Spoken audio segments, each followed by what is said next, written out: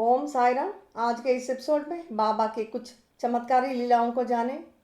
इन लीलाओं को हम बाबा के एक समर्पित अनुयायी स्वामी साई शरणानंद जी द्वारा इंग्लिश भाषा में लिखित श्री साई द सुपरमैन नामक दिव्य पुस्तक के अध्याय 6 में हम देख सकते हैं। इन्होंने अपने इस पुस्तक में बाबा के महासमाधि के पूर्व और महासमाधि के बाद भी की गई लीलाओं का बड़ी खूबसूरती से वर्णन किया है। महासमाधि के पूर्व के लीलाओं को हम श्री साई सच्चरित्र में देखते हैं। इसलिए आज के इस एपिसोड में हम बाबा के महासमाधि के बाद की गई कुछ लीलाओं को जानेंगे और बाबा का आशीर्वाद प्राप्त करेंगे।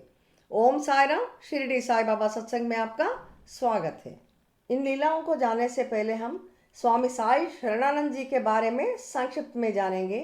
असल में श्री साई सच्चरित्र में इनके बारे में बहुत ही संक्षेप में बताया गया है। पूरी जानकारी मैंने श्री शिरडी साईनाथ भागवतम नामक पवित्र तेलुगु ग्रंथ से लिया है, जिसके रचयिता थे बाबा के एक समर्पित अनुयायी श्रीमती पवनी निर्मला प्रभावती जी। स्वामी साई शरणानंद जी का नाम वामन राव पटेल था। उनका जन्म गुजरात में हुआ और वे मूलतः भगवान शिव के परम भक्त थे। 1911 में 22 वर्ष की आयु में पहली बार वे शिरडी आए थे और श्री साई बाबा का दर्शन करे थे।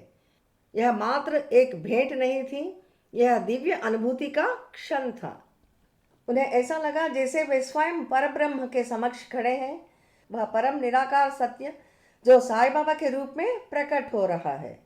बाबा ने उन्हें दीक्षितवाड़ा में रहने और राधा कृष्ण माई से मिलने के लिए कहा, जो बाद में उनकी आध्यात्मिक मार्गदर्शक माँ, उनकी गुरु माता बनी।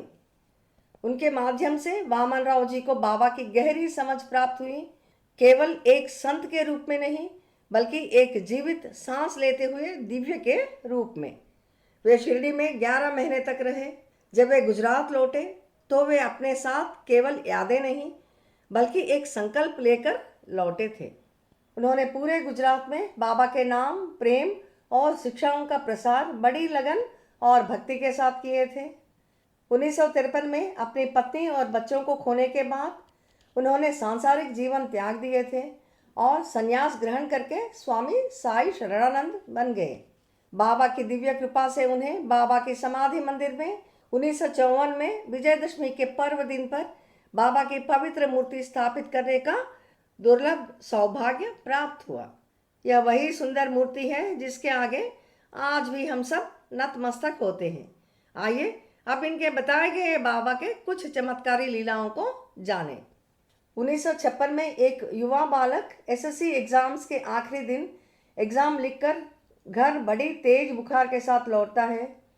वह डॉक्टर के पास जाता है। दवाइयों से उसका बुखार तो कम होता है, लेकिन उनके पैरों में बड़ा दर्द शुरू होता है। वह दर्द बढ़ता जाता है। दिन पे दिन उनका हालत बिगड़ता जाता है और वह अपने बिस्तर से भी उठ नहीं पाता। इनके जाने माने लोग इनके परिवार को उसे शिरडी ले जाने का सलाह देते हैं। किसी भी तरह उस लड़के को शिरडी ले जाते हैं। वहाँ जाने के बाद वह लड़का समाधि मंदिर जाने के लिए मना करता है, क्योंकि वह इस हालत में किसी अन्य की सहायता लेकर वहाँ नहीं जाना चाहता था। ऐसे 2 दिन बीत जाते हैं। तीसरा दिन उनको शिरडी से लौटकर जाना पड़ता है। तीसरे दिन उस लड़के की माताजी अकेले समाधि मंदिर जाती हैं। बाबा के सामने खड़े होकर आंसू बहाती हैं।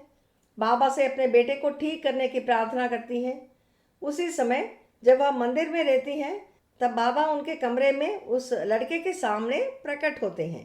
बाबा प्यार से उस लड़के से कहते हैं, निश्चिंत रहो, कुछ नहीं होगा। यह बात कहते हुए बाबा उस लड़के को बिस्तर से उठाते हैं, उसे अपने सहायता से समाधि मंदिर तक ले जाते हैं और एक खंबे के सहारे उसे खड़ा करते हैं।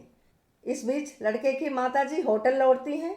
जब उनके कमरे में जाकर उसे खाली देखकर चौंक जाती है। भयभीत होकर वह वापस समाधि मंदिर जाती है। फिर से आंसू बहाते हुए बाबा से कहती हैं, बाबा मेरा बेटा कहाँ है बाबा, उसका रक्षा करो बाबा, कहती हैं। प्रार्थना करके जब वह मुड़ती हैं तो खंबे के सहारे खड़ा हुआ अपने बेटे को देखती हैं। जो लड़का अपने आप बैठ नहीं सकता था, अभी मंदिर में खड़े हुए देखकर वे आश्चर्यचकित हो जाती हैं। वे अपने बेटे को अपना सहारा देकर होटल रूम ले जाती हैं। वह लड़का आहिस्ता आहिस्ता अपने माँ के सहारे चलकर अपने होटल रूम पहुँचता है। वह लड़का अपने माताजी को बड़ी उत्साह के साथ जो कुछ भी हुआ वह बताता है। बाबा की इस अपार करुणा के लिए वे बेहद खुश हो जाते हैं और आंसुओं से भरी आंखों से बाबा को कृतज्ञता व्यक्त करते हैं। 1 महीने के भीतर वह लड़का पूरी तरह से ठीक हो जाता है और सामान्य रूप से चलने लगता है। 1927 की एक और घटना इस प्रकार है। एक महिला थाने रेलवे स्टेशन में गलती से चलती ट्रेन के नीचे आ जाती है। उस घबराहट के क्षण में वह जोर से चिल्लाती है, साईं बाबा। आश्चर्यजनक रूप से वह पूरी तरह से सुरक्षित बच जाती है। उनके शरीर पर एक खरोंच तक भी नहीं आता। जो लोग यह देख रहे थे वह आश्चर्यचकित हो जाते हैं, क्योंकि ट्रेन और प्लेटफॉर्म के बीच बिल्कुल भी जगह नहीं थी। इस परिस्थिति में उस महिला का बचना बिल्कुल नामुमकिन था। बाद में यह महिला बताती है कि उस समय बाबा उनके बगल में प्रकट होकर उनके शरीर को प्लेटफॉर्म की दीवार से सटा देते हैं, जो उस समय कागज की जितनी पतली हो जाती है। ट्रेन के गुजरते ही वह पूरी तरह सुरक्षित और अपना सामान्य रूप में लौटती हैं। यह चमत्कार प्रकृति के सभी नियमों के विरुद्ध था, लेकिन बाबा के दिव्य हस्तक्षेप ने असंभव को संभव बना दिया। एक अन्य घटना में बॉम्बे लॉ कॉलेज के प्रिंसिपल श्री धुरंधर जी लगभग 7 वर्षों से गंभीर अस्थमा से पीड़ित रहे। कई डॉक्टरों से परामर्श और उपचार के प्रयासों के बावजूद उनकी हालत में कुछ सुधार नहीं होता। अंततः जब वे बाबा के पास जाते हैं तो बाबा उन्हें बस अपनी चिलम का धुआं लेने को कहते हैं। चिलम लेते ही तुरंत उनका अस्थमा गायब हो जाता है। फिर कभी उनको इस पीड़ा को सहना नहीं पड़ा। बाबा का तरीका ऐसा ही है, सरल फिर भी दिव्य रूप से प्रभावी। एक अन्य घटना में डॉक्टर खाटे नामक डॉक्टर के 2 वर्ष का बेटा पत्थरी के कारण तेज दस्त, उल्टी और गंभीर पेट दर्द से पीड़ित हो जाता है। वह बच्चा कुछ भी खा पी नहीं सकता। एक दिन पूरी तरह से लाचार होकर उस बच्चे की माँ बच्चे के सामने साईं बाबा का प्रसाद रखती हैं। बाबा की कृपा से बच्चा अपने हाथों से प्रसाद लेकर खाता है। तुरंत उसका सेहत ठीक हो जाता है। एक और उल्लेखनीय घटना एक डॉक्टर दंपति की है, जिनका शांतिपूर्ण जीवन एक समय उथल पुथल हो जाता है जब पत्नी अचानक असामान्य व्यवहार करने लगती है, दांत पीसने लगती है, पागलों की तरह इधर उधर देखने लगती है, बार बार बेहोश होती रहती हैं। इनके हालत को देखकर इनके पिताजी इनको शिरडी जाकर बाबा का आशीर्वाद लेने का सलाह देते हैं। हालांकि शुरू में हिचकिचाते हैं, लेकिन अंततः मान जाते हैं और शिरडी चल पड़ते हैं। पहुंचने के बाद भी पत्नी समाधि मंदिर में प्रवेश करने के लिए इनकार करती हैं। किसी तरह घसीटते हुए उन्हें समाधि मंदिर ले जाते हैं और बाबा के सामने दंडवत प्रणाम करवाते हैं। उनको बाबा की पवित्र उदी और अभिषेक जल बलपूर्वक दिया जाता है।